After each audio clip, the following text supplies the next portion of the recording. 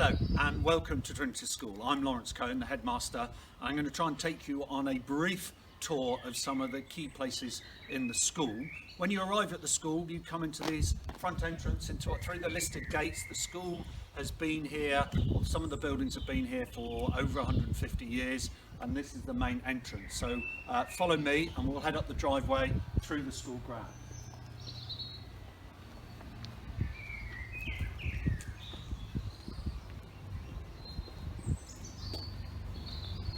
So if you've come up the driveway, you'll come to the main car park here, where we live as safety of place so you can park easily, and you'll be outside the main buildings, the oldest buildings in the school.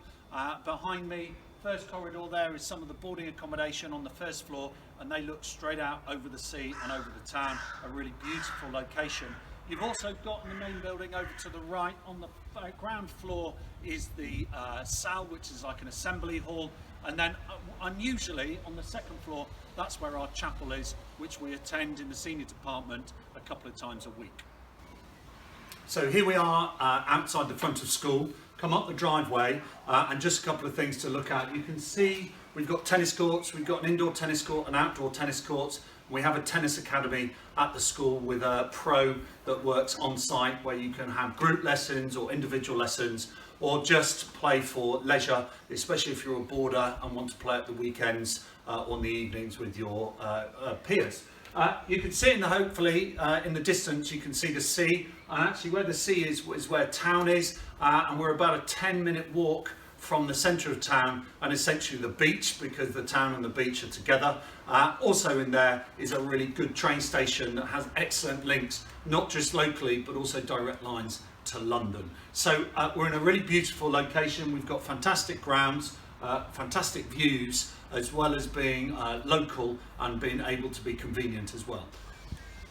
Here we are on the main sports pitch, used by senior and prep pupils. In these lovely summer months, it's obviously used for things such as athletics and cricket and rounders and volleyball, and basically getting outside and enjoying our beautiful location and some great green area within the school. And then during the other months we use it for rugby and football and part of the cross-country league. So a really well-used facility within the school. It's also in a fantastic location, looking out over the sea again, and that is something that we use quite a lot. We try and make sure that we use our location not just within town, but we often look at taking surf trips for boarders, as well as sailing courses, kayaking, and going up to Dartmoor in the opposite direction, which is only about half an hour away, and a area of natural beauty. So a key part of our curriculum is the creative side, and that is to make sure that students are curious and develop skills which they may or may not want to use at GCSE or A-level, but have a good grounding. So we're in the DT workshop here, where there's all sorts of things that go on during the term, throughout Key Stage 3, and then at Key Stage 4 and at Key Stage 5. DT is divided into design technology and food technology at Key Stage 3, so they do some of their time in here and some in the food technology room, learning about how to eat healthily essentially and cook their own meals. Lots that goes on in here. You can see some of the work that's been done around me. A great facility that is used by all year groups. Outside of the classroom and normal lessons as well, in front of me we have our Green Car Challenge vehicle, which is essentially a car built by students, run on a battery, and the race is to see how far you can go in 90 minutes. That's one of our clubs, that's one of the offers outside, and it really helps students develop both teamwork but also to solve problems. On a normal tour, if you were here, we pop into a number of classrooms so you could get a feel for the classrooms, but also to see how strong our pupil-teacher relationships are. Obviously, we can't do that at the moment, and rather than take you to every classroom, I've just brought you to an example. This is the history classroom. You can see some of the work here done by pupils. These are Mott and Bailey castles done in Year 7, but also this will give you a bit of an idea. Interactive whiteboards, tables and chairs. Most classrooms are similar to this. But actually what makes it more impressive is the engaging and inspiring space that we create. And staff take great pride in their classrooms, so that when pupils are in, they're not only learning from the teacher and from each other, but from being in an environment that really helps them to learn, helps them feel confident, and so thereby doing that, make greater progress. This is the art room, which is at the top of the Sutton building. It's a great, inspiring room. Fantastic light coming in here, and students can really be creative. All of Key Stage 3 obviously have art lessons, and then it's an option at Key Stage 4 for GCSE and for A-level. We have some fantastic pieces of work coming out of this room, which are then displayed around the school. Key Stage 3 get the opportunity to try a whole different range of mediums and materials, so they can really hone their talents and work out what's best for them.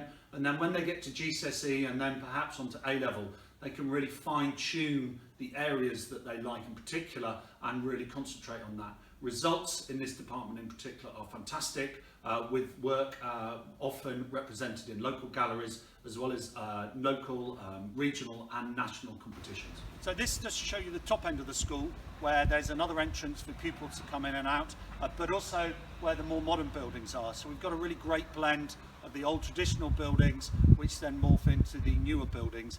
In here you'll have the science department and the specific science labs and other teaching areas.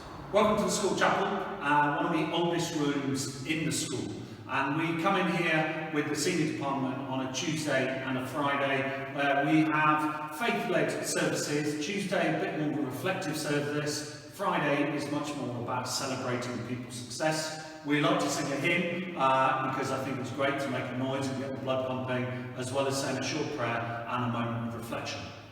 We also use this for family services, where we invite parents in, things such as Christingle and Harvest, where it has a really good community feel.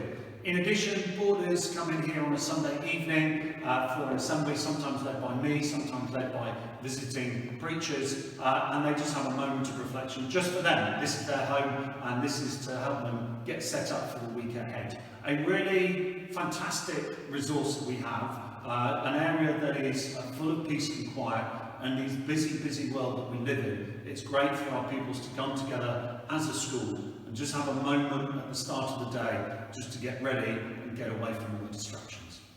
Here we are in the school library, a really fantastic resource. It's got a variety of uses. It's obviously got books which students can add, both reference books and reading books, different abilities catering to different tastes and what people like to read. There's also DVDs and CDs that can be taken out, as well as puzzles that can be borrowed.